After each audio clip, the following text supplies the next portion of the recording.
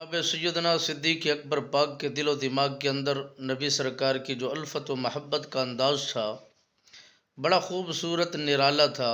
جب بھی نبی کے یاروں کو دیکھتے مسکراتے، نبی کے وفاداروں کو دیکھتے تو پیار کرتے۔ ان کی محبت کا انداز بھی کچھ یوں تھا کہ جناب حضرت علی المرتضیٰ شیر خدا سرکار وہیں سے گزر رہے تھے،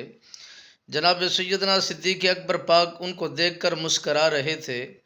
جناب حضرت علی المرتضیٰ شیر خدا سرکار نے عرض کی، حضور آپ مجھے دیکھ کر مسکرا کیوں رہے ہیں؟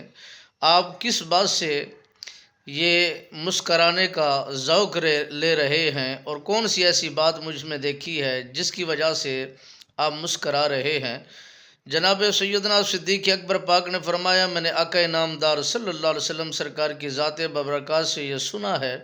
آپ نے فرمایا، کل قیامت کے دن جب حشر کا دن ہوگا، نفس نفسی کا دور ہوگا، کوئی کسی کی مدد کو نہیں آئے گا، اور ہم دیکھیں گے کہ کس کے ہاتھ میں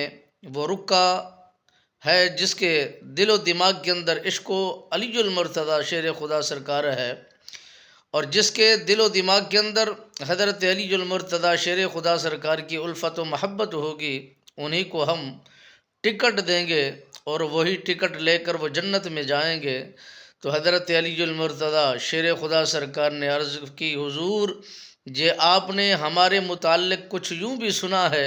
تو ہم نے بھی تو آپ کے متعلق یہ پڑھا ہے اور نبی سرکار سے سنا ہے۔ آپ سرکار نے فرمایا، جس کے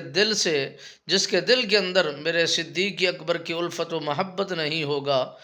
اور وہ دل خالی ہوگا، مردہ ہوگا، ہم اس دل کو قبول نہیں کرتے، اس کے ایمان کو قبول نہیں کرتے۔ جب تک صدیق اکبر پاک کی محبت دل و دماغ کے اندر نہیں ہوگی، اس وقت علی المرتضیٰ شیر خدا سرکار بھی رکا نہیں دیں گے، اور وہ بھی سفارش نہیں کریں گے۔ ان یاروں کا آپس میں تعلق کا انداز کچھ یوں ہے، آپس کے اندر اتفاق کا انداز کچھ یوں ہے، اور آپس کے اندر دل و جان کے ساتھ ایک دوسرے کو قبول اس انداز میں فرماتے ہیں۔